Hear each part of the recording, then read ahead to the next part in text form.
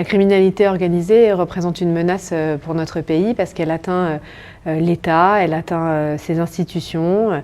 Elle est tellement organisée qu'elle porte des coups à la santé publique, notamment pour le trafic de stupéfiants. Elle porte atteinte à nos valeurs fondamentales. Et donc c'est à ce titre qu'on doit vraiment lutter contre cette criminalité organisée.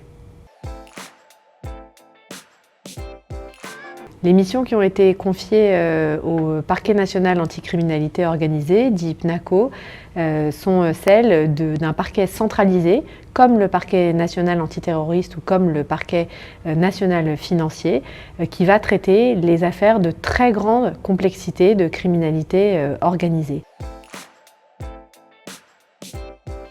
Le PNACO va traiter pas seulement des infractions liées au trafic de stupéfiants, mais aussi des infractions liées aux filières d'immigration clandestine, des vols à main armée, de la traite des êtres humains, des proxénétismes.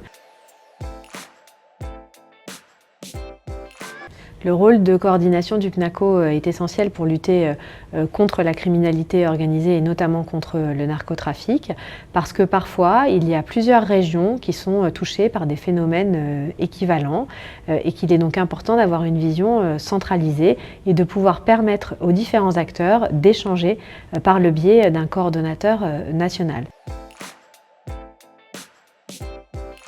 Le PNACO est organisé pour le moment, donc au 5 janvier 2026, par 16 magistrats, 13 personnels de greffe, 3 assistants spécialisés, c'est-à-dire des professionnels des saisies et des confiscations, des données numériques, de la coordination, des attachés de justice qui sont des juristes qui vont aider les magistrats et aussi des officiers de liaison. Nous avons un gendarme et nous sommes en train de recruter un douanier et un officier de l'administration pénitentiaire.